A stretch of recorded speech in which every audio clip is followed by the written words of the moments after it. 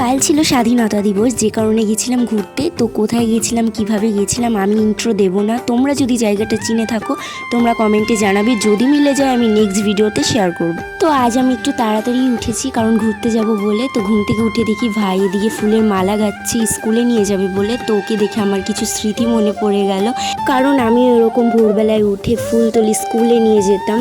তো সেই স্মৃতিগুলোই আর কি মনে পড়ছিল, যদিও পাবো না, কিন্তু সেই দিনগুলো সত্যি যদি আবারও ফিরে পেতাম কতই না ভালো হতো। তো আমি ভাইকে মালা গেঁথে দিতাম, কিন্তু আমার লেট হয়ে যাবে বলে আমি আর দিইনি, কারণ আমি সকালবেলায় বেরিয়ে পড়েছিলাম। এবার তো আশা করি জায়গাটা অনেকেই চিনতে পেরেছো, যদি চিনে থাকো তাহলে কমেন্টে জানিও।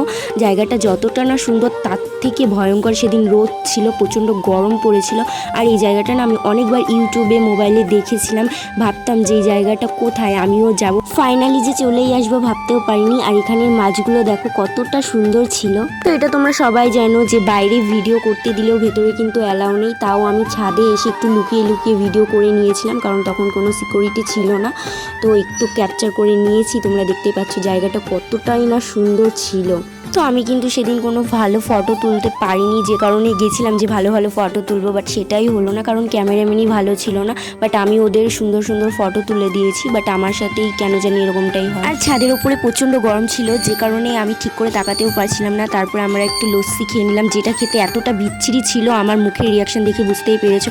তারপরে আমরা সোজা চলে যাচ্ছিলাম একটা মন্দিরের দিকে, যেটা আমার পেছনেই ছিল। আর মন্দিরের ভেতরে কিন্তু দেখার মতো জিনিস ছিল, খুব সুন্দর ছিল। তারপরে আমরা বাইরে এসে কুলপি খেয়ে নিলাম, যেটা খেতে দারুণ ছিল আগেরটার অনুযায়ী, কারণ আগেরটার দাম আন্দাজে পুরো বিচ্ছিরি খেতে ছিল। সো যাই হোক বন্ধুরা, ভিডিওটা কেমন লাগলো জানিও। আজকের মতো টাটা, দেখা হচ্ছে নেক্সট ভিডিওতে।